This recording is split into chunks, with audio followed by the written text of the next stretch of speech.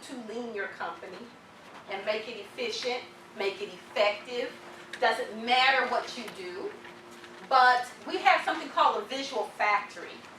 If you have ever walked through a warehouse, or if you've ever walked through a factory, you'll see placards, you'll see the digitals that have instructions, that have messages, that have pictures. Trying to see if I can, people are visual for the most part. So a visual factory lets you walk through your organization, and people will find information centers. You know how you got the bulletin board up in the kitchen and the common areas that have messages and notices for people? That's a piece of the visual factory. The 5S, as I spoke earlier, that looks at sorting out the problem, cleaning it up, standardizing it, and then processing it through training, introduction, learn as you do type, posting schedules of deadlines, projects, delays, using the tools that help you to understand where you need to go. Standardized work, I just talked about that. Team boards, competition and incentives that give teams the wherewithal to, one, compete against each other to produce, and that helps your company grow. That helps to build morale and team within your organizations. Kanbans, K-N-B-A-N-S, is another term that comes from Six Sigma. And what Kanban does is, if you've got inventory, or you've got offerings, or you have, go back to the insurance again, if you've got the renewals that need to happen, and you have a tickler, so at certain points or certain levels in your inventory or on your calendar, you're going to get these alerts that come up that let you know, I need to revisit conversation with this customer.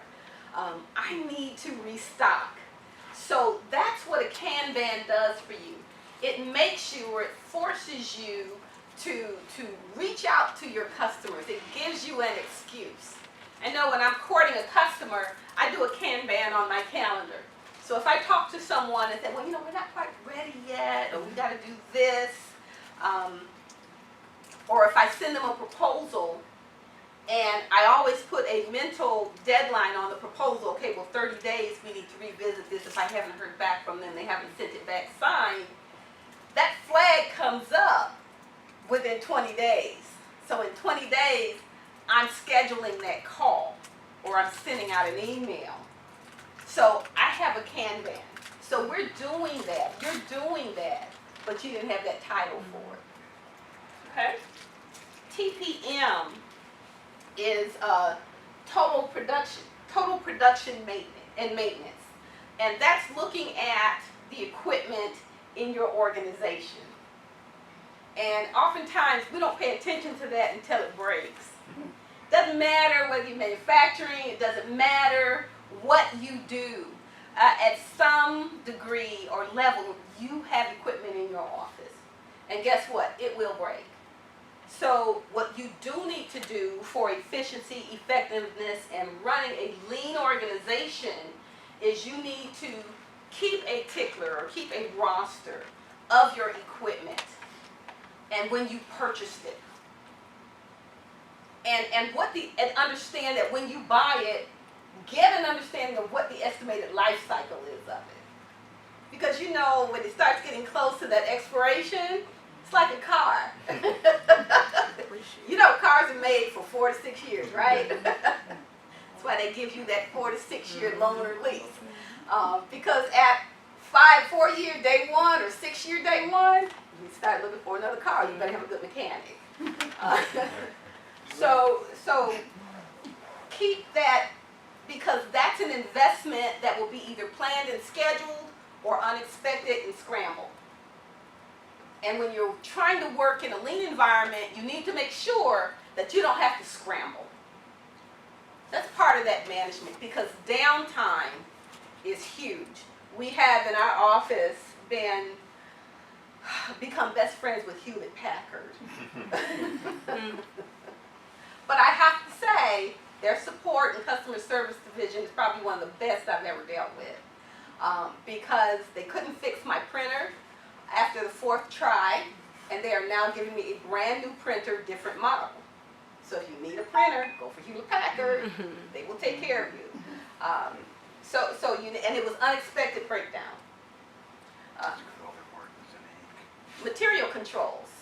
I think that's pretty self-explanatory. How does it flow in? How does it flow out? Who is getting it? Who owns it? Who's the overseer and the keeper of the data? That's important to know. Do you know? If you don't, you better ask somebody.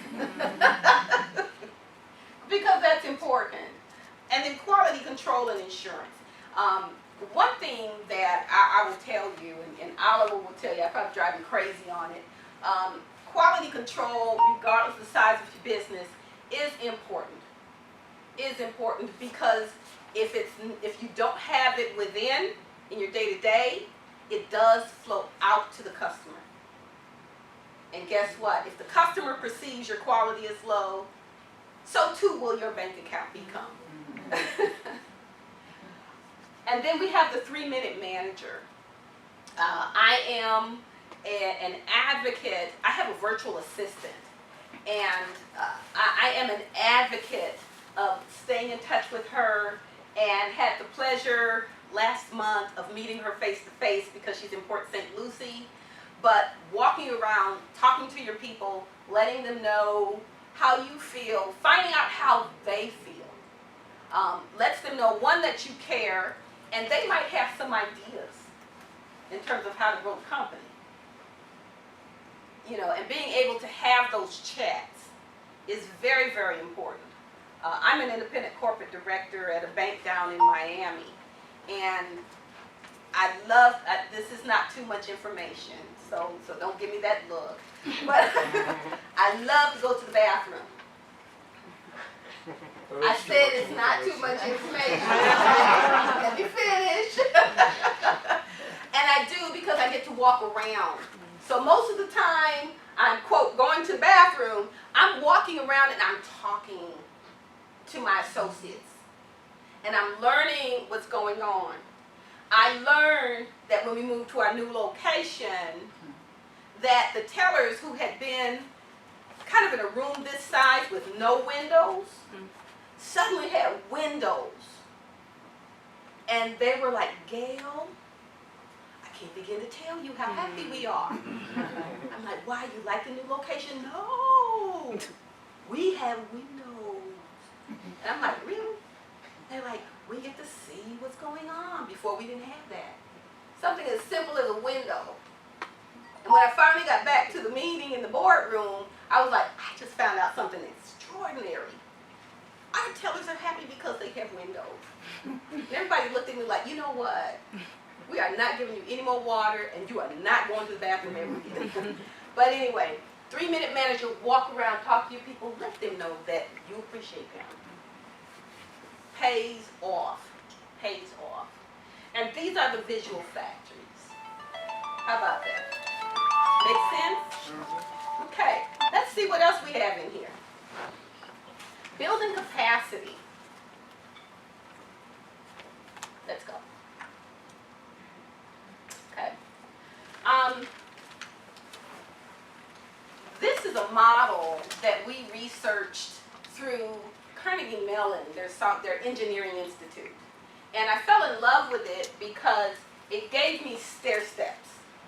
Love stair steps. And it let me see how and what I need to do to get to those stair steps.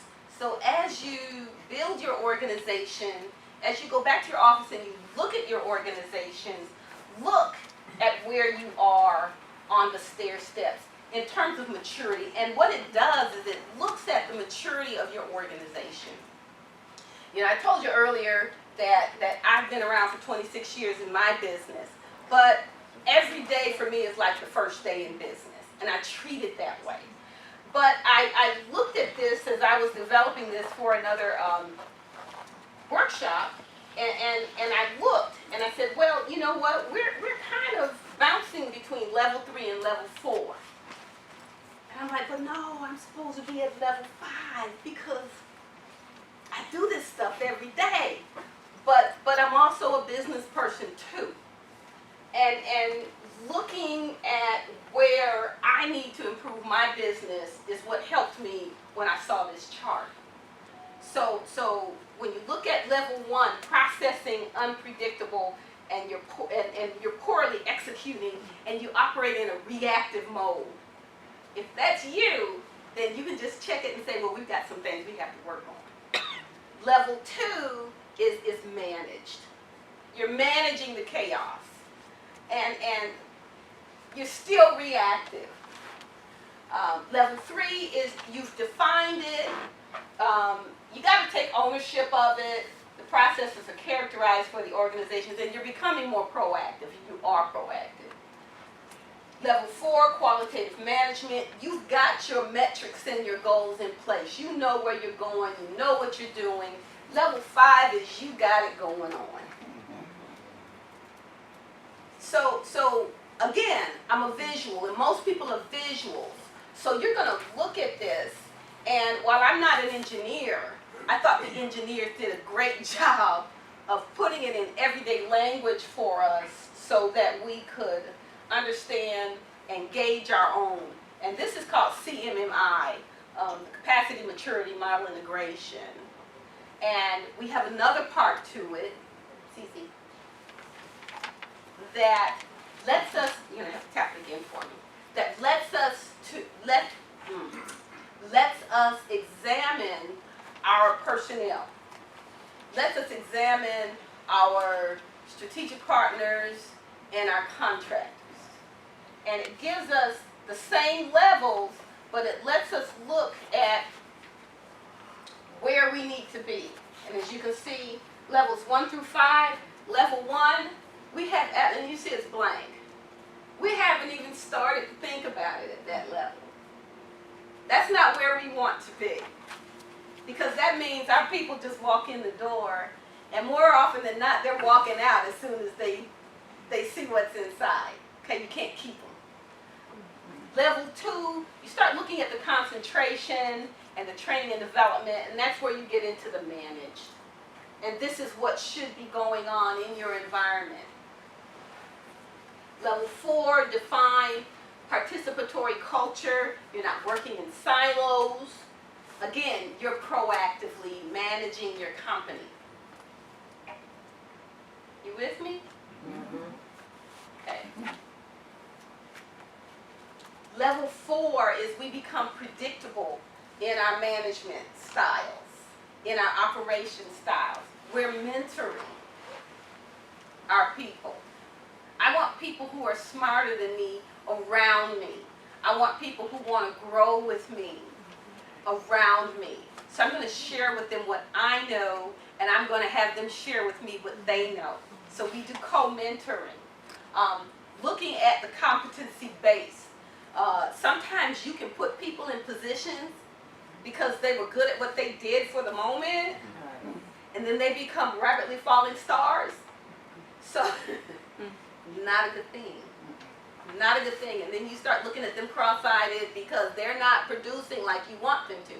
So be sure that you have truly had that competency conversation with them, that comfort conversation that they need to have, and the support that they need to have, which is where the mentoring comes in. The other part of this is when you look at the micro, that's the individual, but looking at the macro. And I have organization capability management. Do you have the resources that you need within your organization to grow, to manage, to introduce a new product or service, to bring in new people? Believe it or not, the organization has to be ready for that too. So have you assessed that when it comes to the people capability and capacity? You know, if you've got people that no matter what you do, you can't jumpstart them, but they bring value, however way that is, then you may not want to separate from them, but you may want to have a heart-to-heart conversation about, well, what really makes you tick? Watch them come alive or not. And then you make a good decision or a very heartfelt, painful decision. But that's the duty of being the boss. Then we have the optimizing, and we're doing all of the above. Again, we've got it going on. We've got a very productive workforce that owns it. What's that car rental company that their employees own the company? It's not Birks, is it? Enterprise? Rental, yeah. They, you know, so they have the ownership that they need. They're innovative. There's peer learning going on, and there's continuous capacity and capability. Now, capability and capacity is two different things. Are you capable of performing, serving, producing? Do you have the capacity? And that could be equipment, that could be people. So you just need to ask yourself these things. Okay? Everybody okay? Questions?